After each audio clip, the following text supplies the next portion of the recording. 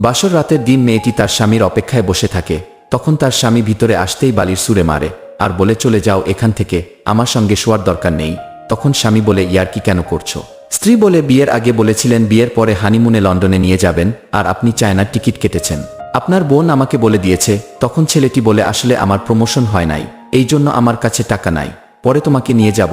মেয়েটি বলে, তুমি আমাকে ধোকা দিয়ে বিয়ে করেছো, বলে লন্ডন নিয়ে যাওয়ার ক্ষমতা যখন নেই তাহলে মিথ্যা বলার কি দরকার ছিল? এরপর ছেলেটি মন খারাপ করে মার্কেটে যাচ্ছিল। তখন এই মেয়েটি এসে বলে, আপনি ভাবির সঙ্গে ভালো করেন নাই। ছেলেটি ভাবতে থাকে।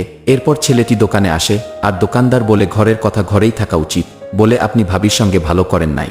ছেলেটি ভাবতে ভাবতে এখানে আসে আর লোকটি বলে, তুমি ভাবির মনটা খারাপ করে দিয়েছো, এরপরে যা হলো তা অবশ্যই দেখবেন, কিন্তু তা দেখার আগে ভিডিওটি লাইক করে দাও, চ্যানেলটি সাবস্ক্রাইব করে দাও। লাস্টে দেখা যায় ছেলেটি তার স্ত্রীকে হানিমুনে না নিয়ে যাওয়ার কারণে তার স্ত্রী ভিডিও বানিয়ে তার বদনাম করে দেয়।